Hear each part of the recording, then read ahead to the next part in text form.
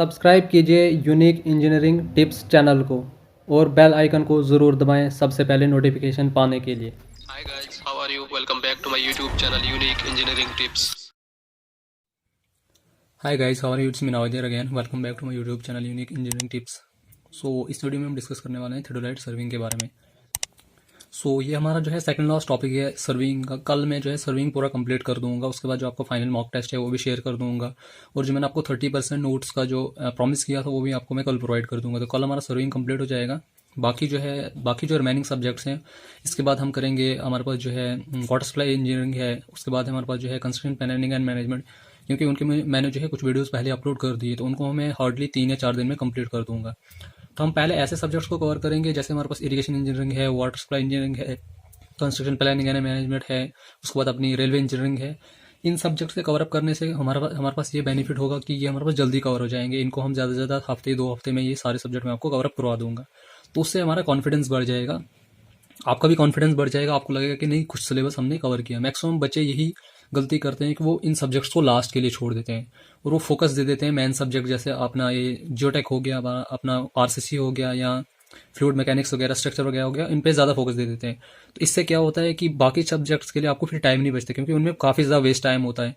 और बाकी सब्जेक्ट्स फिर आप जो है वो फिर बच्चे जो है आराम से उसको कर नहीं पाते हैं, उनको ज़्यादा टाइम नहीं दे पाते हैं, उसकी वजह से वो ज़्यादा उन पर जो है फोकस नहीं दे पाते हैं। बेटर ये है कि हम पहले उन सब्जेक्ट्स को कवर करेंगे जो हमारे पास कम टाइम ले सकते हैं। अब सर्विंग में थोड़ा बहुत टाइम लग गया, तो उसके लिए मैं जो है बाकी सब्जेक्ट्स में आगे मैनेज कर दूंगा।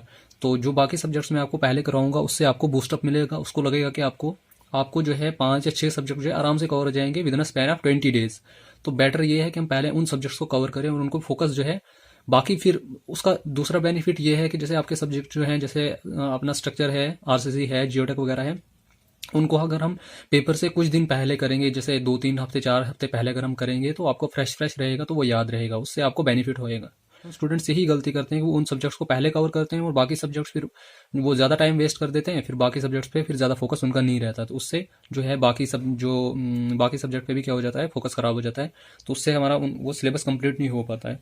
तो मेरी स्ट्रेटजीज यही है कि मैं जो है इन सब्जेक्ट्स को पहले कवर कर लूँगा जो कम टाइम लेंगे, और मैक्सिमम सिलेबस हमारा कम टाइम में निकल जाएगा। फिर उन सब्जेक्ट्स को जैसे आरसीसी, जियोटेक वगैरह, फ्लूइड वगैरह है, इनको हम उसी टाइम करेंगे, फ्रेश रहेगा और आपको याद रहेगा पेपर के लिए।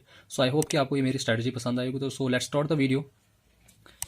तो आज का जो हमारा टॉपिक है हमारे पास है थियोडोलाइट सर्विंग के बारे में। थियोडोलाइट सर्विंग क्या होता है, इसके बारे में हम डिस्कस करेंगे। It is that type of surveying in which theodolite is use to measure horizontal and vertical angles. तो थियोडोलाइट सर्विंग में हम क्या करते हैं कि एक इंस्ट्रूमेंट नेमली थियोडोलाइट का यूज करके हॉरिजॉन्टल और वर्टिकल एंगल्स फाइंड आउट करते हैं। It is the most accurate instrument use in nowadays for measuring angles. Theodolite जो है मोस्ट एक्यूरेट इंस्ट्रूमेंट है आजकल के टाइम में। अगर हम देखेंगे जो एंगल मेजर करने के लिए सबसे ज़्यादा एक्यूरेट इंस्ट्रूमेंट है वो हमारे पास थियोडोलाइट है। Besides used for measuring angles, it can also be used for locating points on a line, prolonging survey lines, finding difference in elevation, setting out gradients, ranging curves वगैरह। तो theodolite से हम angles major करने के अलावा और भी बाकी काम कर सकते हैं। जैसे अगर हमने पॉइंट्स को लोकेट करना होगा एक स्ट्रेट लाइन पे, प्रोलॉन्गिंग सर्वे लाइन, प्रोलॉन्ग का मतलब होता है अगर हमने एक, जैसे हम रेंजिंग करते हैं, रेंजिंग करने के लिए हम क्या करते हैं, जो एग्जिस्टिंग पॉइंट्स के बीच में हम क्या करते हैं, एक्स्ट्रा पॉइंट जो है एस्टेब्लिश करते हैं, ताकि हम जो डिस्टेंस जो है स्ट्रेट लाइन में मेजर कर सकें। तो प्रोलॉन्ग का मतलब होता है कि अगर हमने सर्वे लाइन को क्या करना होता है, प्रोसीड करना होता है, एक्सीड करना होगा, बढ़ाना होगा, तो वो स्ट्रेट लाइन में हम उसको कैसे प्रोसीड ये बढ़ा सकते हैं। या फाइंडिंग डिफरेंस इन एलिवेशन, अगर हमने 2 पॉइंट्स के बीच का डिफरेंस निकालना होगा कि इनका एलिवेटेड डिफरेंस कितना है, तो वो भी हम इस थियोडोलाइट से कर सकते हैं। या ग्रेड्स को सेट करना होगा, जैसे रोड्स में हमें ग्रेड्स, सेटिंग अप ग्रेड्स वगैरह करना पड़ता है, तो वहाँ पे भी हम थियोडोलाइट को यूज़ कर सकते हैं। या कर्व को रेंज वगैरह करना होगा, कर्व्स वगैरह जो हम आगे नेक्स्ट वीडियो में पढ़ेंगे, वो कल हम डिस्कस करेंगे, वहाँ पे आपको क्लियर हो जाएगा।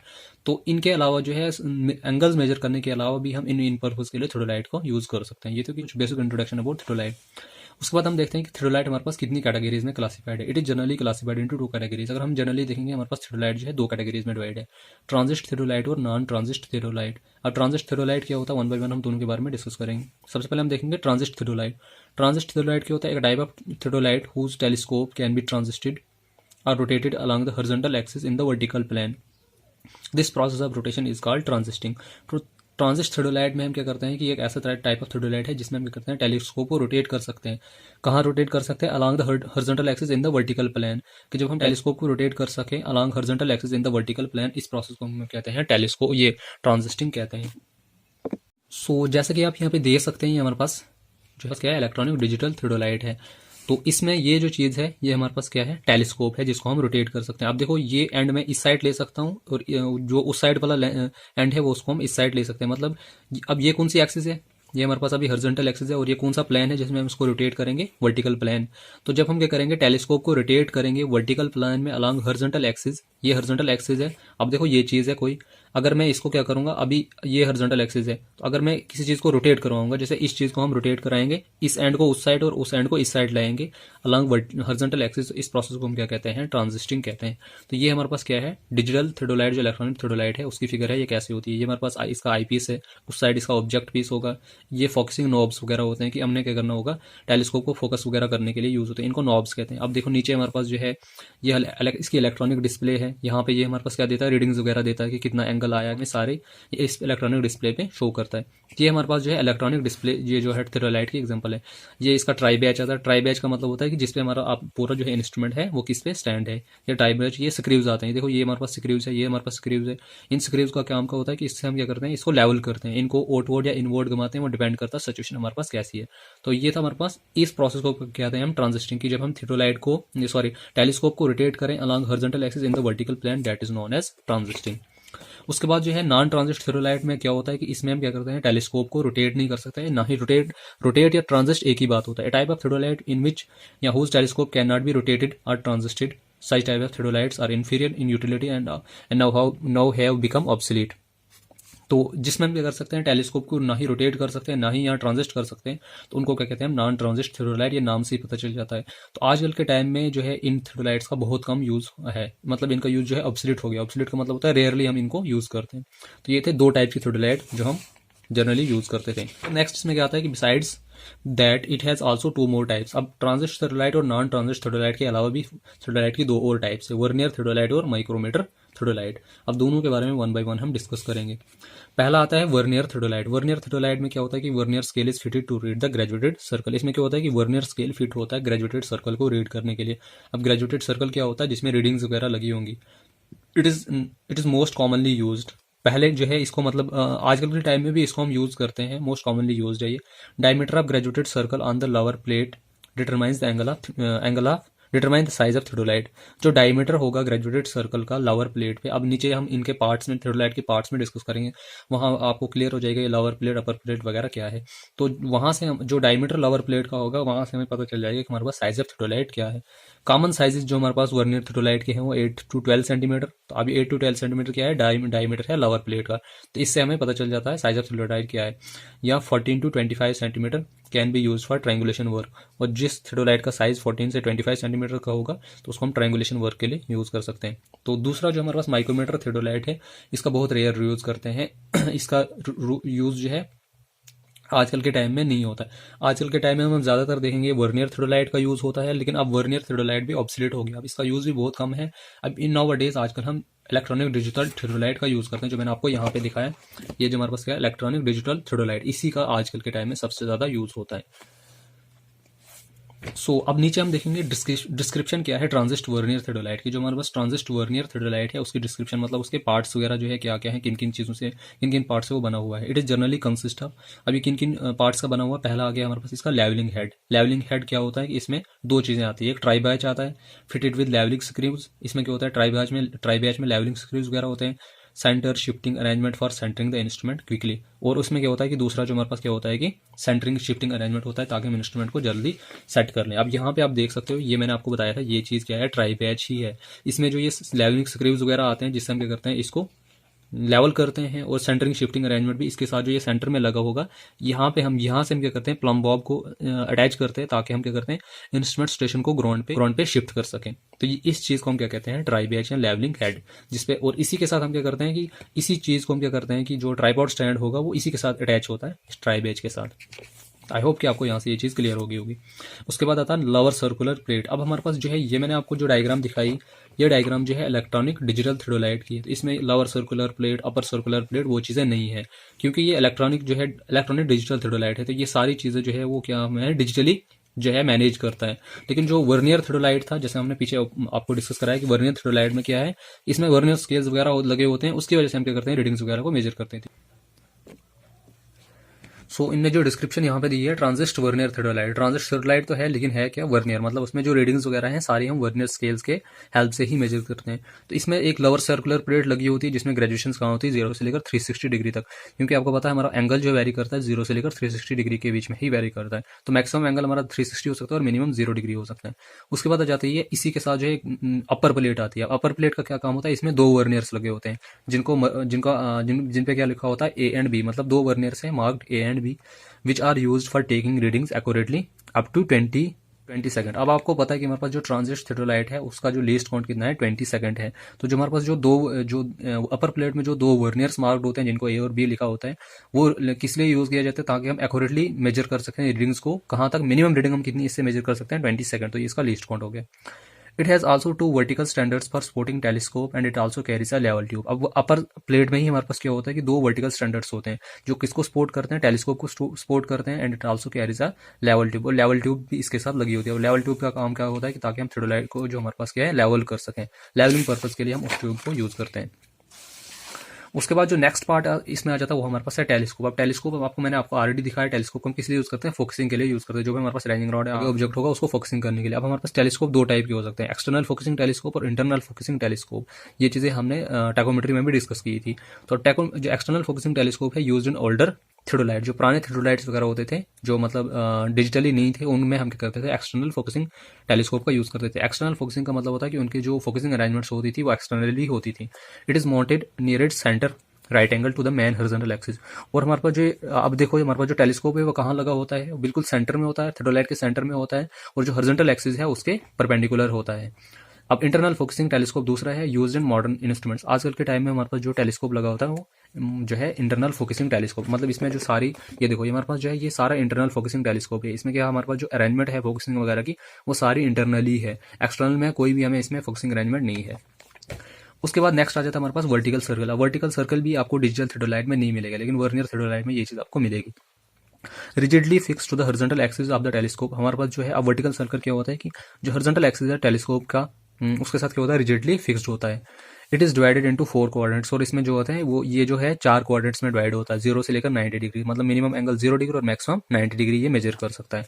तो ये वर्टिकल सर्कल को हम जनरली यूज करते हैं वर्टिकल एंगल्स मेजर करने के लिए। अब आपको पता है कि हमारे पास जो लोअर सर्कुलर प्लेट है उसको हम मेजर करते हैं, उसको हम यूज करते हैं हॉरिजॉन्टल एंगल को मेजर करने के लिए, क्योंकि थियोडोलाइट हमारे पास दोनों एंगल दे सकता है, वर्टिकल एंगल भी और हॉरिजॉन्टल एंगल भी। तो जो हमारे पास लोअर सर्कुलर प्लेट थे उससे हम हॉरिजॉन्टल एंगल्स मेजर करते हैं, और वर्टिकल सर्कल से हम क्या करते हैं वर्टिकल एंगल्स को मेजर करते हैं। तो आई होप आपको ये दोनों चीजों के बीच में डिफरेंस जो है क्लियर हो गया होगा।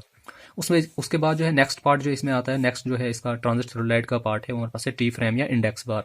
अब ये किस में होता है, ये जनरली टी शेप में होता है। Verniers are provided on it at the ends of the horizontal arms called the index bar. अब जो हमारे पास वर्नियर स्केल जो है वो दोनों इस टी फ्रेम के साथ अटैच्ड होते हैं, और कहाँ पे होते हैं, eight the ends of the horizontal arms, horizontal arms के एंड्स पे, और उन 2 आर्म्स को हम क्या कहते हैं इंडेक्स आर्म्स कहते हैं। Index and clipping arms together are called T frame. तो इंडेक्स आर्म्स और क्लिपिंग आर्म को कंबाइंडली हम क्या कहते हैं टी फ्रेम कहते हैं। As it's at its top bubble tube is attached, और जो टी फ्रेम है उसके टॉप पे क्या होता है बबल ट्यूब भी अटैच्ड होती है। बबल ट्यूब का काम क्या होता है, सॉरी लेवलिंग करने के लिए, ताकि हम इंस्ट्रूमेंट को लेवल कर सकें। उसके बाद जो नेक्स्ट पार्ट इसमें आ जाता है हमारा थियोडोलाइट का, हमारे पास है प्लम बॉब। प्लम बॉब को एक्सप्लेन करने की जरूरत नहीं है, आपको पता है किस लिए हम यूज करते हैं, ताकि हम क्या करते हैं सेंटरिंग कर सकें इंस्ट्रूमेंट की। और दूसरा ट्राइपॉड स्टैंड, ये भी नाम से पता चलता है, जिसके ऊपर हम इंस्ट्रूमेंट को माउंट करते हैं उसको हम ट्राइपॉड स्टैंड कहते हैं। ये टर्म जो है पीछे भी हमने ऑलरेडी डिस्कस कर लिया, जैसे हमने उसमें डिस्कस की लेवलिंग वगैरह में, ये प्लांटेबल सर्विंग वगैरह में, तो ये डिस्कस कर ली है। तो ये थी हमारे पास कुछ मेन पार्ट जो हमारे पास ट्रांजिस्ट वर्नियर थियोडोलाइट के हैं। तो मैंने आपको ऑलरेडी बता दिया कि ये थियोडोलाइट जो है ये इलेक्ट्रॉनिक डिजिटल थियोडोलाइट है, ये वर्नियर थियोडोलाइट नहीं है। इसमें कोई वर्टिकल सर्कल नहीं है, कोई हॉरिजॉन्टल सर्कल नहीं है, इसमें सीधी जो है इलेक्ट्रॉनिक डिस्प्ले ही है हमारे पास। यहीं पे हमारे पास हॉरिजॉन्टल एंगल भी यूज होते हैं। देखो आप यहाँ पे अगर आपको क्लियरली दिख रहा होगा,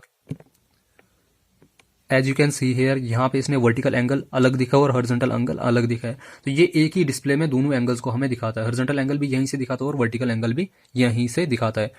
तो ये चीजें इसमें क्या है, ये जो आपको दिख रहे होंगे ये नॉब्स है जिनको हम क्या करते हैं मतलब इसको एडजस्ट करते हैं। ये हमारे पास आगे जो नीचे हैं ये स्क्रूज हैं। ये इन स्क्रूज का काम क्या होता है कि इंस्ट्रूमेंट को लेवल करने के लिए यूज किया जाता है। अगर मैं इस स्क्रू को जो है इनवर्ड या आउटवर्ड घुमाऊं तो एक साइड इसकी डाउन हो जाएगी, एक साइड अप हो जाएगी। तो ये दोनों चीजें बैलेंस में होनी चाहिए, तब जाके हमारे पास जो लेवल सेंटर में होगा। यहाँ पे आपको दिख रहा होगा बिल्कुल जो यहाँ पे ये चीज है, ये चीज हमारे पास है लेवलिंग ट्यूब, तो इसमें एक बबल लगा हुआ था, तो ये बस ये बबल बिल्कुल सेंटर में होगा, तो हम कह सकते हैं हमारा जो इंस्ट्रूमेंट है वो बिल्कुल लेवल्ड है, सेंटर्ड, बिल्कुल जो है लेवल्ड इंस्ट्रूमेंट है। तो ये आपको दिख रहा होगा, ये हमारे पास क्या है, ये आईपीएस लेंस है इसका। ये देखो, ये ऊपर जो है छोटा सा ये लेंस जैसा दिख रहा होगा। तो ऑब्जेक्ट को फोकस करने से पहले सबसे हम यहाँ से इसको देखते हैं। अगर हमारे पास ऑब्जेक्ट जो है इस लाइन में आ गया है, फिर हम इसको यहाँ से देखते हैं, क्योंकि यहाँ से देखना थोड़ा मुश्किल हो जाता है, उसको जल्दी फोकस करना मुश्किल हो जाता है। तो ये हम टेम्परेरी फोकसिंग के लिए इस चीज़ का यूज़ करते हैं, जो यहाँ पे आपको ये दिख रहा होगा। तो ये नॉब्स वगैरह होते हैं, ये इसको फोकसिंग में ही हमें हेल्प करते हैं। तो आई होप कि आपको यहाँ से जो ये मेन पार्ट्स है वो मैंने आपको बता दिया कि किस पार्ट का क्या काम है। ये हमारे पास इसकी है इलेक्ट्रॉनिक डिजिटल थियोडोलाइट की डायग्राम। सो नेक्स्ट हम डिस्कस करते हैं कुछ टेक्निकल टर्म जो यूज होते हैं थियोडोलाइट में। तो सबसे पहले जिसमें यूज होता है हमारे पास है सेंटरिंग। सेंटरिंग का मतलब होता है, ये हमने पहले भी डिस्कस कर लिया, हर टाइप की सर्विंग में, प्लांटेबल सर्विंग में, लेवलिंग वगैरह में, वहाँ पे हमने डिस्कस कर लिया। तो इसको मैं सिर्फ आपको यहाँ पे ओवरव्यू दे सकता हूँ। सेंटरिंग का मतलब होता है वही इंस्ट्रूमेंट को एक्जैक्ट सेंटर, जो ग्राउंड स्टेशन है उसको उसके ऊपर लाओ। It mean setting the instrument exactly over the ground station. तो जो हमारा ग्राउंड स्टेशन है उसके ऊपर इंस्ट्रूमेंट को सेट करना, उसको हम क्या करते हैं, सेंटरिंग कहते हैं। तो इसको हम दो तरीकों से कर सकते हैं, या तो हम प्लम बॉब से कर सकते हैं, या by simply throwing the stone. तो डिटेल में जानने के लिए आप जो है लेवलिंग वाली वीडियो जो है वो कंसल्ट कर सकते हैं, वहाँ पे मैंने इसको डिटेल में एक्सप्लेन किया है। उसके बाद जो नेक्स्ट चीज इसमें आ जाती है ट्रांजिस्टिंग। तो ट्रांजिस्टिंग मैंने आपको टर्म पहले ही बता दी है ट्रांजिस्टर थियोडोलाइट में, तो फिर भी आपको मैं बताऊंगा। ट्रांजिस्टिंग का मतलब होता है rotating the telescope along the horizontal axis in the vertical plane throughout 180 degree, making its direction opposite. तो जब हम क्या करते हैं, टेलीस्कोप को रोटेट करते हैं, किसके along, horizontal axis in the vertical plane, तो उसको हम क्या कहते हैं, transiting. It is also known as plunging या रिवर्सिंग। तो इसको हम प्लंजिंग या रिवर्सिंग भी कहते हैं। तो ये हमारे पास क्या है, टेलीस्कोप है, जब इसको मैं रोटेट करूंगा, आईपीएस लेंस को उस साइड या ऑब्जेक्ट लेंस को इस साइड, या ऑब्जेक्ट लेंस को इस साइड, आईपीएस लेंस को उस साइड, सिर्फ टेलीस्कोप को रोटेट करेंगे अलोंग हॉरिजॉन्टल एक्सिस, और प्लेन की कौन सा है, वर्टिकल प्लेन। तो इस चीज को हम क्या कहते हैं, ट्रांजिस्टिंग कहते हैं। तो इसको प्लंजिंग भी कहते हैं या रिवर्सिंग भी कहते हैं। तो इसमें जो कितने डिग्री का एंगल, हम कितने डिग्री की रोटेशन हम देते हैं, 180 डिग्री की ही रोटेशन देते हैं। क्योंकि देखो अभी हमारे पास आईपीएस लेंस इस साइड है, जब इसको मैं आईपीएस लेंस को उस साइड ले जाऊंगा तो ये कंप्लीट जो है 180 डिग्री का ही एंगल बनाएगा। तो जब हम इसको ट्रांजिस्ट करते हैं तो हमारे पास कितने डिग्री का एंगल बनता है, 180 डिग्री का एंगल बनता है। तो वही इसने यहाँ पे बात की थी। उसके बाद नेक्स्ट आ जाता है स्विंगिंग। स्विंगिंग का मतलब होता है रोटेटिंग द टेलीस्कोप और इंस्ट्रूमेंट। देखो मैक्सिमम बच्चों को इन दो टर्म्स के बीच में कंफ्यूजन रहती है, ट्रांजिस्टिंग और स्विंगिंग के बीच में वो कंफ्यूज हो जाते हैं। ट्रांजिस्टिंग किसको कहते हैं और स्विंगिंग किसको कहते हैं। अब देखो इसमें जो है ट्रांजिस्टिंग में हम क्या करते हैं, इंस्ट्रूमेंट को रोटेट नहीं कर सकते हैं। ट्रांजिस्टिंग में हम सिर्फ क्या करते हैं, टेलीस्कोप को ही रोटेट करते हैं, कोई भी इंस्ट्रूमेंट रोटेट नहीं होता। अब देखो ये हमारे पास है, इंस्ट्रूमेंट जो है बिल्कुल वैसे ही रहेगा, अपनी जगह रहेगा, इसमें कोई भी रोटेशन नहीं आएगी। रोटेशन सिर्फ इसमें किस में आ जाएगी, हमारा जो टेलीस्कोप है उसमें रोटेशन आएगी, बाकी इंस्ट्रूमेंट हमारा स्टेशनरी रहेगा। तो ट्रांजिस्टिंग के केस में सिर्फ हमारा टेलीस्कोप रोटेट होता है, इंस्ट्रूमेंट स्टेशनरी रहता है। लेकिन स्विंगिंग में क्या होता है कि स्विंगिंग में आप चाहे टेलीस्कोप को रोटेटिंग द टेलीस्कोप और instrument along the vertical axis in the horizontal plane. तो जब भी हम क्या करते हैं कि इंस्ट्रूमेंट या टेलीस्कोप को रोटेट करते हैं, किसके, along vertical axis in the horizontal plane, उसको हम क्या कहते हैं, स्विंगिंग कहते हैं। अब देखो यहाँ पे बात क्या हो रही है, अब स्विंगिंग की बात हो रही है। अब देखो ये हमारे पास ये जो हमारे पास थियोडोलाइट है, पूरी इसकी अरेंजमेंट है। जब मैं इसको ऐसे रोटेट करूंगा, ये जो पूरे इंस्ट्रूमेंट को रोटेट करूंगा, तो ऑब्वियसली हमारा जो टेलीस्कोप है वो भी तो रोटेट होगा ना। इंस्ट्रूमेंट के रोटेट होने के बाद जो हमारा टेलीस्कोप भी रोटेट होगा। तो इसलिए हम क्या कहते हैं, स्विंगिंग में हम क्या करते हैं, रोटेटिंग द टेलीस्कोप और इंस्ट्रूमेंट। ठीक है, जब हम इंस्ट्रूमेंट को रोटेट करेंगे तो ऑब्वियसली हमारा टेलीस्कोप भी रोटेट होगा। लेकिन ट्रांजिस्टिंग के केस में क्या होता है कि हम सिर्फ टेलीस्कोप को ही रोटेट करते हैं, इंस्ट्रूमेंट स्टेशनरी रहता है। तो आई होप कि आपको ये दोनों चीज़ों के बीच में डिफरेंस क्लियर हो गया। मैं इस चीज़ पे ज़्यादा फोकस इसलिए दे रहा हूँ क्योंकि मैक्सिमम बच्चों को इस चीज़ में कन्फ्यूजन रहती है। तो स्विंगिंग के केस में हम दोनों को रोटेट कर सकते हैं, इंस्ट्रूमेंट को रोटेट, ऑब्वियसली इंस्ट्रूमेंट भी रोटेट होता है और टेलीस्कोप भी रोटेट होता है। क्योंकि ऑब्वियसली जब इंस्ट्रूमेंट रोटेट होगा तो टेलीस्कोप तो ऑलरेडी रोटेट होना ही होना है। लेकिन ट्रांजिस्टिंग में ऐसा नहीं होता, ट्रांजिस्टिंग में सिर्फ टेलीस्कोप ही रोटेट होता है और इंस्ट्रूमेंट स्टेशनरी रहता है। इट इज लेफ्ट और right depends on the rotation either clockwise और काउंटर क्लॉकवाइज। अब ये स्विंगिंग जो है लेफ्ट भी हो सकती है, राइट भी हो सकती है, ये डिपेंड करता है हम इसको किस डायरेक्शन में घुमा रहे हैं, एंटी क्लॉकवाइज घुमा रहे हैं या क्लॉकवाइज घुमा रहे हैं। अब देखो यहाँ हमारे पास ये हमारे पास थियोडोलाइट है, अगर मैं इसको इस डायरेक्शन में घुमा रहा हूँ तो ये हो गया इसका क्लॉकवाइज डायरेक्शन। अगर मैं इसको इस साइड घुमा रहा हूँ तो ये इसकी होगी काउंटर क्लॉकवाइज डायरेक्शन। तो वो ये हम पे डिपेंड, हम इसको कैसे रोटेट कर रहे हैं। अब आप सोच रहे होगे कि रोटेशन वगैरह हमें क्यों प्रोवाइड करनी पड़ती है। अब रोटेशन आपको इसलिए प्रोवाइड करनी पड़ती है कि अब आप जो है पहले इस साइड देख रहे थे, आपकी रेंजिंग रॉड इस साइड थी, अब आपको इस साइड अगर आपने देखनी है तो उसको आप कैसे करोगे, या तो टेलीस्कोप को रोटेट करोगे या फिर आप इंस्ट्रूमेंट को रोटेट करोगे। तो अलग अलग पॉइंट्स को साइड करने के लिए हमें क्या करना पड़ता है, इंस्ट्रूमेंट को रोटेट करना पड़ता है। तो ये है main difference between transiting and swinging. I hope कि आपको ये दोनों चीज़ों के बीच में डिफरेंस क्लियर हो गया होगा। उसके बाद फेस लेफ्ट फेस राइट, ये चीज़ें जो है फेस लेफ्ट फेस राइट जो है डिजिटल थियोडोलाइट में नहीं होती हैं, ये सिर्फ वर्नियर थियोडोलाइट में ही होती है। क्योंकि मैंने आपको ऑलरेडी बता दिया कि वर्नियर थ्योडोलाइट में वर्नियर स्केल्स प्रोवाइड होते हैं, एक वर्टिकल एंगल्स को मेजर करने के लिए, एक हॉरिजॉन्टल एंगल्स को मेजर करने के लिए। तो जब हमारा जो वर्टिकल सर्कल होगा, वो वर्टिकल सर्कल क्या है, वर्टिकल एंगल्स को मेजर करने के लिए, जब हमारा वर्टिकल सर्कल जो होगा is on the left side of the observer. अब जो हमारे पास ऑब्जर्वर है, अब सपोज करो ये हमारा थ्योडोलाइट है, लेट इट बी, इसको आप ट्रांजिस्टर ये वर्नियर थ्योडोलाइट मान लो। यहाँ पे जैसे क्या होगा कि वर्टिकल सर्कल प्रोवाइड होगा। अब ऑब्जर्वर जो है यहाँ पे खड़ा है। अब अभी जो हमारा वर्टिकल सर्कल है किस साइड है, राइट साइड है, तब हम इसको कहेंगे फेस राइट। अगर हमारा जो जब इसको मैं उस साइड ले जाऊंगा, जब मैं उस साइड जाऊंगा तो तब हमारे पास जो है वर्टिकल सर्कल जो है लेफ्ट साइड आ जाएगा। तो जब हमारा वर्टिकल सर्कल जो है ऑब्जर्वर के लेफ्ट साइड आएगा तब उसको हम फेस लेफ्ट कहेंगे, और जब हमारे पास वर्टिकल सर्कल जो है ऑब्जर्वर के राइट साइड आएगा तब उसको हम फेस राइट कहेंगे। तो अब आई होप कि आपको ये दोनों चीज क्लियर होंगी। फिर उसके बाद changing the face. Changing the face का मतलब वही वर्टिकल सर्कल को चेंज करना, either from left to right या राइट टू लेफ्ट। तो इस चीज को हम क्या कहते हैं, चेंजिंग फेस। अगर हमारे पास यहाँ पे अभी वर्टिकल सर्कल जो है इस साइड है तो इसको मैं क्या करूंगा, स्विंग करूंगा, टेलीस्कोप को स्विंग करूंगा, क्योंकि स्विंग से ही हमारा वर्टिकल सर्कल चेंज हो सकता है। अभी राइट साइड था, उस साइड भी जब मैं इसको मैं स्विंग कर दूंगा तो ये लेफ्ट साइड हो जाएगा, या लेफ्ट साइड अगर होता तो स्विंग करके इसको मैं राइट साइड लेता। तो इस चीज को हम क्या कहते हैं, चेंजिंग द फेस। तो ये कुछ टेक्निकल टर्म्स थी जो इसमें यूज होती है। इसके अलावा भी हमारे पास है लाइन ऑफ कॉलिमेशन। ये चीज हमने ऑलरेडी डिस्कस कर ली है कि लाइन ऑफ कॉलिमेशन क्या होती है। टेक्निक जो है डिटेल से हमने लेवलिंग में डिस्कस की है, जिसको बताने की जरूरत नहीं है। लाइन ऑफ कॉलिमेशन को ही हम लाइन ऑफ साइड भी कहते हैं। एक्सिस ऑफ टेलीस्कोप, ये टर्म भी हमने लेवलिंग में डिटेल से एक्सप्लेन की है। एक्सिस ऑफ लेवल ट्यूब, ये चीज भी हमने डिस्कस की है। वर्टिकल एक्सिस, हॉरिजॉन्टल एक्सिस, ये सारे टर्म्स जो है मैंने वहां पे आपको डिटेल में एक्सप्लेन करवाई है। तो आप लेवलिंग वाली वीडियो अगर आपने नहीं देखी तो आप उसको वहां से देख सकते हो, क्योंकि अगर बार बार मैं एक चीज को रिपीट करता जाऊंगा तो फिर हमारा सिलेबस कंप्लीट करना मुश्किल हो जाएगा। तो please go through that video. क्योंकि इसमें आता है नेक्स्ट टॉपिक है हमारे पास, इसमें है फंडामेंटल लाइंस ऑफ ट्रांजिट थ्योडोलाइट। कि जो हमारे पास ट्रांजिट थ्योडोलाइट है उसकी फंडामेंटल लाइंस क्या है। फंडामेंटल का मतलब होता है बेसिक लाइंस क्या है किसी भी इसकी ट्रांजिट थ्योडोलाइट की। वर्टिकल एक्सिस, ये आपको पता ही है वर्टिकल एक्सिस क्या होती है। वर्टिकल एक्सिस जो है, जो भी लाइंस जो हमारे पास किस में आती है, वर्टिकल प्लेन्स में आते हैं, उसको हम वर्टिकल एक्सिस को हो या वर्टिकल लाइंस को हो आपकी। और वर्टिकल एक्सिस हमेशा हॉरिजॉन्टल एक्सिस के परपेंडिकुलर होगी। फिर एक्सिस ऑफ प्लेट लेवल्स। अब देखो जो हमारे पास लेवल ट्यूब होगी, जब वो बिल्कुल एग्जैक्ट सेंटर में होगी तो वो भी एक एक्सिस बनाएगी। तो direct axis is known as axis of plate level. Axis of telescope वही बात होगी। एक्सिस ऑफ टेलीस्कोप किसको कहते हैं, आईपीस लेंस और ऑब्जेक्ट लेंस के सेंटर को ज्वाइन करके जो लाइन बनेगी that is known as axis of telescope. Line of collimation यही वही हो गया, eyepiece lens, object lens and its continuation को जो लाइन बनेगी तो that is known as line of collimation, also known as line of sight. Horizontal axis जो vertical axis के परपेंडिकुलर होगी, और एक्सिस ऑफ एल्टीट्यूड बबल। तो जो भी एल्टीट्यूड बबल हमारे पास जो है, मतलब सेंटरिंग वगैरह के जो बबल ट्यूब है उसको जब वो एग्जैक्ट सेंटर में होगा तो उसकी जो एक्सिस बनेगी that is known as axis of altitude bubble. तो इनको हम डिटेल में अभी पढ़ नहीं सकते, ये सारी लाइंस मैंने पीछे जो है एक्सप्लेन कर दी है। तो ये हमारे पास क्या है, फंडामेंटल लाइंस है ट्रांजिट थ्योडोलाइट की। इनके बीच का जो रिलेशन है वो फिक्स रहता है, ये चेंज नहीं होता। हॉरिजॉन्टल एक्सिस वर्टिकल एक्सिस के परपेंडिकुलर होगी या वर्टिकल एक्सिस हॉरिजॉन्टल एक्सिस के परपेंडिकुलर होगी ही होगी। ये जो है हमारे पास परमानेंट एडजस्टमेंट है थ्योडोलाइट की, इनको हम चेंज नहीं कर सकते हैं। अब नीचे हम देखो, हम जो एडजस्टमेंट ऑफ थ्योडोलाइट्स के बारे में वहां पे आपको ये चीजें क्लियर हो जाएगी। तो जब भी हम थ्योडोलाइट को एडजस्ट करना होगा, जरूरी नहीं थ्योडोलाइट, कोई भी इंस्ट्रूमेंट है, दो टाइप की एडजस्टमेंट हर इंस्ट्रूमेंट में होती है। चाहे आपके पास ऑटो लेवल है, चाहे आपके पास थ्योडोलाइट है, कंपास है, चैन है, कोई भी है, उसमें दो टाइप की एडजस्टमेंट होती है, परमानेंट एडजस्टमेंट और टेम्परेरी एडजस्टमेंट। तो परमानेंट एडजस्टमेंट में क्या आता है कि यही लाइंस जो मैंने आपको ऊपर एक्सप्लेन की, वर्टिकल एक्सिस, हॉरिजॉन्टल एक्सिस, इनके बीच का जो रिलेशन है ये परमानेंटली फिक्स्ड है। अब हॉरिजॉन्टल एक्सिस और वर्टिकल एक्सिस के बीच में आपस में क्या है कि ये हमारे पास आपस में परपेंडिकुलर है, तो ये चीज फिक्स है, ये हम नहीं इसको करते हैं। ये जो हमारे पास जहां से ये बन के आता है इंस्ट्रूमेंट, ये वहीं से इसमें क्या होता है, फिक्स होता है।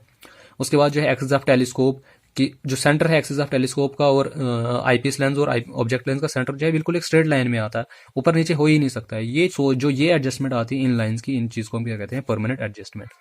उसके बाद नेक्स्ट इसमें जाता है टेम्परेरी एडजस्टमेंट। अब टेम्परेरी एडजस्टमेंट में क्या आता है कि आपको क्या करना पड़ता है, जब भी आप इंस्ट्रूमेंट को यूज करोगे तो ये तीन चीजें आपको करनी पड़ती है हर इंस्ट्रूमेंट में, चाहे आपके पास लेवल है, चाहे आपके पास थ्योडोलाइट है, चाहे आपके पास टेकोमीटर है। तो ये तीन चीजें आपको करनी पड़ती है साइड पे यूज करने से पहले इस इंस्ट्रूमेंट को। सबसे पहले आपको सेंटरिंग करनी पड़ती है, लेवलिंग करनी पड़ती है, फोकसिंग करनी पड़ती है। तो ये तीनों चीजें मैंने एक्सप्लेन की हुई लेवलिंग में, तो वहां से आप इसको डिस्कस कर सकते हो। सेंटरिंग का मतलब होता है वही इंस्ट्रूमेंट को सेंटर स्टेज बिल्कुल ग्राउंड स्टेशन के सेंटर में लाओ, उसको हम सेंटरिंग कहेंगे। लेवलिंग का मतलब होता है लेवल करना एग्जैक्ट सेंटर को, हमारे पास जो बबल ट्यूब है एग्जैक्ट उसको सेंटर में लाना। और फोकसिंग का मतलब होता है फिर आगे उसको, जिसको ऑब्जेक्ट को हमने साइड करना, उसको अच्छे से फोकस करना। तो डिटेल में लेवलिंग में हमने ये डिस्कस कर ली है, you can consult that video.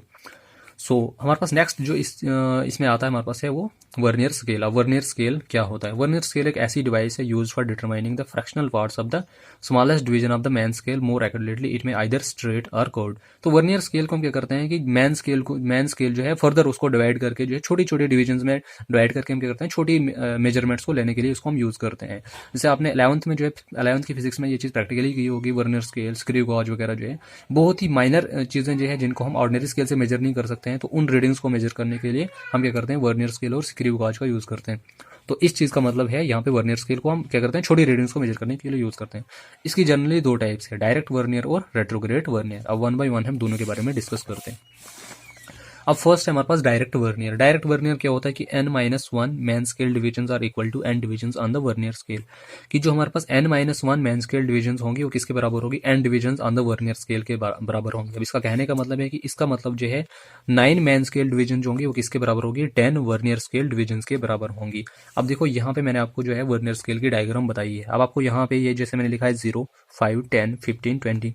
अब देखो 0, फिर उसके बाद 1, 2, 3, 4, 5, फिर 6, 7, 8, 9, 10। अब देखो हमारे पास यहाँ पे क्या, अब यहाँ पे क्या है? मैन स्केल डिवीजन यहाँ पे कितना आ रहा है? 9, और वर्नियर स्केल डिवीजन यहाँ पे कितना आ रहा है? 10। तो हमारे पास जो 9 मैन स्केल डिवीजन जो होंगे 10 वर्नियर स्केल डिवीजन के बराबर जब आएंगे तो उस वर्नियर को हम क्या कहते हैं? डायरेक्ट वर्नियर कहते हैं। तो इसमें ये देखो 0, 5, 10, जहां पे वर्नियर्स की रीडिंग 10 आ रही है वहीं पे मैंस की रीडिंग कितनी आ रही है? 9 आ रही है। तो इसका यही कहने का मतलब था n-1 जो है मैन स्केल डिवीजन जो है वो n division on the vernier scale के बराबर है। तो in this case vernier scale are shorter than main scale. अब आपको ऑब्वियसली जो है यहाँ से क्या है कि हमारा जो वर्नियर स्केल है वो शॉर्टर देन मैन स्केल है, क्योंकि मैन स्केल जो है 10 यहाँ पे दिखा रहा है और वर्नियर स्केल 10 इसके 9 पे दिखा रहा है। तो इस केस में हमारे पास क्या होता है कि वर्नियर स्केल जो है मैन स्केल से छोटा होता है। तो इसमें क्या हो जाएगा? NV is equal to n-1 into D. यहाँ से ये रिलेशन निकल जाता है। अगर हमने यहाँ से V को निकालना होगा तो हो जाएगा n-1 upon n into D. अब n यहाँ पे क्या है? n मैंने यहाँ पे आपको लिखा number of division on the vernier scale. अब वर्नियर स्केल पे कितनी डिविजन है? 10। तो V क्या मतलब है? यहाँ पे smallest value of vernier scale. Vernier scale की स्मॉलेस्ट डिवीजन क्या है? और D का मतलब होता है smallest division of main scale. तो मैन स्केल की स्मॉलेस्ट डिवीजन क्या है? उसके बाद both scales are graduated in same directions either towards left और टुवर्ड्स राइट। ये इसका बहुत इंपॉर्टेंट पॉइंट है। ये पॉइंट जो है एग्जामिनेशन पॉइंट ऑफ व्यू से बहुत इंपॉर्टेंट पॉइंट है कि इस केस में डायरेक्ट वर्नियर के केस में दोनों जो स्केल जो है उनकी ग्रेजुएशन जो एक साइड है, या तो दोनों यहाँ के लिए रीडिंग्स देंगे या दोनों फिर यहाँ के लिए रीडिंग्स देंगे। जैसे ये 0, 5, 10, 15 यहाँ के लिए दिखा रहा है तो ये भी 0, 5, 10, 15 यहाँ के लिए ही दिखाएगा। ये इसका बहुत ही इंपॉर्टेंट पॉइंट है। या फिर दोनों इस साइड से लिए दिखाएंगे या फिर दोनों लेफ्ट के लिए दिखाएंगे या दोनों राइट के लिए दिखाएंगे। तो ये पॉइंट बहुत ही इंपॉर्टेंट पॉइंट है एग्जामिनेशन पॉइंट ऑफ व्यू से। उसके बाद अगर हमने इनका डिफरेंस निकालना होगा, अब डी क्या था यहाँ पे? डी मैंने आपको बोला स्मॉलेस्ट वैल्यू जो मैन स्केल डिवीजन की है, और वी क्या था यहाँ पे? स्मॉलेस्ट वैल्यू जो है वर्नियर स्केल डिवीजन की है। अगर इन दोनों के बीच का हम डिफरेंस निकालेंगे हो जाएगा डी माइनस वी। अब देखो वी मैंने ऑलरेडी यहाँ पे ऊपर कैलकुलेट किया था n-1 upon n into D. तो ये इसको मैंने यहाँ पे पुट करके ये हमारे पास किसके बराबर जाएगा? 1/10 के बराबर। तो हम कह सकते हैं कि हमारे पास जो ये 1/10 का मतलब होता है कि जो है, अब देखो कितनी डिविजन है इसमें 10, तो इसका जो सबसे छोटी रीडिंग ये कितनी मेजर करेगा? इसका 1/10। ऑब्वियसली 1 mm या जितनी भी आप mm में रीडिंग है, सेंटीमीटर में जो भी है, तो इसके 1/10 जो आएगा इसका लीस्ट काउंट आएगा। 1/10 पार्ट को यहाँ से ये मेजर कर सकता है। तो जो इनके बीच का डिफरेंस आता है डी माइनस वी को हम क्या कहते हैं? Least count of the vernier की सबसे छोटी रीडिंग जो है वो वर्नियर स्केल कितनी मेजर कर सकता है? वो हो जाएगा डी माइनस वी। तो ये है हमारे पास डायरेक्ट वर्नियर की। डायरेक्ट वर्नियर क्या होता है? सो नेक्स्ट हम डिस्कस करेंगे रेट्रोग्रेड वर्नियर के बारे में। अब इसमें क्या है कि in this type of n+1 division of main scale are equal to n division of vernier scale. अब देखो इनमें मेन डिफरेंस यही है कि इसमें n-1 मैन स्केल डिवीजन जो थी n वर्नियर स्केल डिविजन के बराबर थी, लेकिन इसमें क्या है n+1 डिविजन जो मैन स्केल है वो इक्वल टू है n division of vernier scale के बारे में। इसका मतलब है कि 11 मैन स्केल डिविजन जो है 10 वर्नियर स्केल डिविजन के बराबर है। तो इसमें क्या था कि अब देखो डायरेक्ट वर्नियर में जो 9 मैन स्केल डिवीजन जो थी 10 वर्नियर स्केल डिविजन के बराबर थी। तो इसमें जो मैन स्केल बड़ा था और वर्नियर स्केल छोटा था। तो इस केस में क्या है कि 11 मैन स्केल डिवीजन जो है 10 वर्नियर स्केल डिविजन के बराबर है। तो इसमें क्या है कि मैन स्केल छोटा और वर्नियर स्केल बड़ा है। तो इसमें हो जाएगा n, तो सेम वही फिर रिलेशन हो जाएगा NV is equal to n+1 into D. यहाँ पे क्या था? n-1 into D. तो अब क्योंकि यहाँ पे n+1 डिवीजन जो है उसके बराबर है वर्नियर स्केल के बराबर, तो यहाँ से अगर v हम निकालेंगे n+1 upon n into D, तो अगर हम इन दोनों के बीच का डिफरेंस निकालेंगे v माइनस डी। अब देखो अब आप यहाँ पे अगर आपने देखा होगा यहाँ पे मैंने लिखा था d माइनस वी, क्योंकि यहाँ पे मैन स्केल डिवीजन बड़ी थी और वर्नियर स्केल डिवीजन छोटी थी। तो यहाँ पे हम करेंगे v माइनस डी, क्योंकि यहाँ पे वर्नियर स्केल डिवीजन बड़ी है और मैन स्केल डिवीजन छोटी है। तो जाएगा n+1 upon D minus D is equal to 1/nth D. 1/nth D का मतलब वही होता है कि इसका लीस्ट काउंट कितना हो जाएगा। अब यहाँ पे अगर आपको क्लियरली दिख रहा होगा, ये 0 है, ये 5 है, ये 10 है। ये नीचे वाला जो है मैन स्केल है और ऊपर वाला जो है क्या है, वर्नियर स्केल है। अब आप देखो यहाँ पे हमारे पास 10 है, 5 है, 0 है। अब आपको यहाँ पे अगर आपने देखा कि यहाँ पे हमारे पास एक की रीडिंग इस साइड है, वर्नियर्स के ये जो मैंस की रीडिंग वो इस साइड के लिए दे रहा है 0, 5, 10, 15, लेकिन ये इस साइड के लिए काउंट कर रहा है। तो ये एक दूसरा मैन डिफरेंस है इसका रेट्रोग्रेड वर्नियर में। इसमें रीडिंग जो है अपोजिट डायरेक्शन में होती है। अगर मैन स्केल इधर के लिए देगा हमें रीडिंग तो वर्नियर स्केल इस डायरेक्शन में देगा, अगर मैन स्केल इस डायरेक्शन में देगा तो वर्नियर स्केल फिर इस डायरेक्शन में देगा। तो ये दूसरा मैन डिफरेंस है इनके में। क्या होता है कि इनमें जो है रीडिंग जो है अपोजिट डायरेक्शन में होती है। In this case graduation are in opposite direction की हमारे पास जो रीडिंग्स होंगी वो अपोजिट डायरेक्शन में होती है। The only advantage of this scale is that graduations are bold which are easy to read but are in opposite direction which makes it difficult। तो इसने बोला कि इसका एडवांटेज ये है कि इसमें जो ग्रेजुएशन जो है वो बोल्ड है। बोल्ड इन द सेंस क्योंकि यहाँ पे वर्नियर स्केल बड़ी है और मैन स्केल डिवीजन छोटी है। तो वर्नियर स्केल जो है बड़ी है as compare to main scale, तो उनको रीड करने में आसानी हो जाता है। लेकिन ये ऑपोजिट डायरेक्शन में है। अब रीडिंग्स हमारे पास ऑपोजिट डायरेक्शन में, मैन स्केल यहाँ के लिए रीडिंग दे रहा है और वर्नियर स्केल यहाँ के लिए दे रहा है, तो उसकी वजह से इनको रीड करना थोड़ा मुश्किल हो जाता है। तो इसमें हम कह सकते हैं कि हमारे पास यहाँ पे मैन स्केल बड़ा था और वर्नियर स्केल छोटा था, लेकिन यहाँ पे क्या है, मैन स्केल छोटा है और वर्नियर स्केल बड़ा है। और इसमें रीडिंग जो है दोनों सेम डायरेक्शन में, या तो आइदर टुवर्ड्स लेफ्ट या आइदर टुवर्ड्स राइट। लेकिन इसमें क्या है कि रीडिंग जो है ऑपोजिट डायरेक्शन में होती है, either from left to right या राइट टू लेफ्ट। तो ये है इन दोनों के बीच का मेन डिफरेंस। आई होप आपको क्लियर हो गया होगा। तो लास्ट जो टाइप है इसमें वर्नियर स्केल की, वो हमारे पास है double vernier. In this method reading can be measure in both the direction. अब देखो इसमें हम क्या कर सकते हैं कि रीडिंग को हम दोनों डायरेक्शन में मेजर कर सकते हैं। अब यहाँ पे देखो, यहाँ तो हम आइदर रीडिंग किस में मेजर कर सकते थे, यहाँ तो राइट की तरफ या फिर लेफ्ट की तरफ मेजर कर सकते हैं। एक साइमल्टेनियसली मतलब हम एक ही डायरेक्शन में मेजर कर सकते हैं। अब यहाँ पे हमारे पास क्या है, मैन स्केल को इधर के लिए रीड कर सकते हैं लेकिन वर्नियर स्केल को इधर के लिए रीड कर सकते हैं। तो यहाँ पे हम एक ही दोनों स्केल ऑपोजिट डायरेक्शन में तो है, लेकिन जो है एक ही डायरेक्शन में हम कह सकते हैं कि रीडिंग्स को मेजर कर सकते हैं। लेकिन इसमें क्या है कि इसमें हम दोनों डायरेक्शन में मेजर कर सकते हैं। इसमें क्या है कि ये देखो डबल वर्नियर की एग्जांपल है। यहाँ पे हमारे पास क्या है, 0 में सेंटर है, एक साइड से हमारे पास क्या है, ऊपर से वर्नियर स्केल है और नीचे से क्या है हमारे पास मैन स्केल है। तो इसमें हम एक ये हो गया हमारे पास ये जो है हमारे पास एंटी क्लॉकवाइज, ये होगा हमारे पास क्लॉकवाइज डायरेक्शन। तो इसमें हम दोनों डायरेक्शन में रीडिंग्स को मेजर कर सकते हैं। तो in this case verniers are placed back to back with 0 at the centre. तो मैंने आपको ऑलरेडी डायग्राम दिखाई कि हमारे पास वर्नियर जो है प्लेस्ड बैक टू बैक, मतलब एक साइड से नीचे से अगर हमारे पास मैन स्केल है, ऊपर से वर्नियर है, तो क्या है 0 है। One is used for taking readings in clockwise and one is used for taking anti clockwise. तो एक स्केल को हम यूज करते हैं रीडिंग्स को क्लॉकवाइज डायरेक्शन में मेजर करने के लिए, और एक को हम यूज करते हैं एंटी क्लॉकवाइज में मेजर करने के लिए। तो ये था हमारे पास कुछ बेसिक इंट्रोडक्शन जो थियोलाइट में है। इसके बाद जो मैं नेक्स्ट वीडियो जो है आज ही पोस्ट कर लूंगा, और इस वीडियो में हमारे पास जो उस नेक्स्ट वीडियो में मैं क्या कर दूंगा, थियोलाइट को पूरा कंप्लीट कर दूंगा। तो एट द एंड मैं आपको फिर से यही कहना चाहता हूँ कि आप टेंशन मत लो, सिलेबस कंप्लीट करना मेरी रिस्पॉन्सिबिलिटी भी है। अगर मैंने रिस्पॉन्सिबिलिटी ली है तो मैं आपको 10 या 15 दिन पेपर से पहले सिलेबस कंप्लीट करवा दूंगा। ये मेरी रिस्पॉन्सिबिलिटी है, वो उसको मैं कैसे मैनेज करता हूँ, इट्स माई रिस्पॉन्सिबिलिटी। तो आप बस स्टडी करो, अपनी स्टडी पे फोकस दो, आप सिलेबस की टेंशन मत दो। इस वीडियो को लाइक कीजिए, शेयर कीजिए, कमेंट कीजिए और चैनल को सब्सक्राइब करना ना भूले, और मेरी वीडियोस को अपने दोस्तों के साथ जरूर शेयर कीजिए। So thank you so much. Watching unique engineering tips. अगर आपको हमारी ये वीडियो पसंद आई होगी तो वीडियो को लाइक कीजिए, शेयर कीजिए, कमेंट कीजिए और चैनल को सब्सक्राइब करना ना भूलें। और प्लीज़ बेल आइकन जरूर दबाएं ताकि जब भी मैं नई वीडियो अपलोड करूं तो आप तक सबसे पहले नोटिफिकेशन पहुंचे। और प्रीवियस वीडियोस जितनी मैंने अपलोड की है उनकी जो PDFs हैं वो डिस्क्रिप्शन में अवेलेबल हैं, तो आप वहां से उनको डाउनलोड कर सकते हैं। Thank you so much.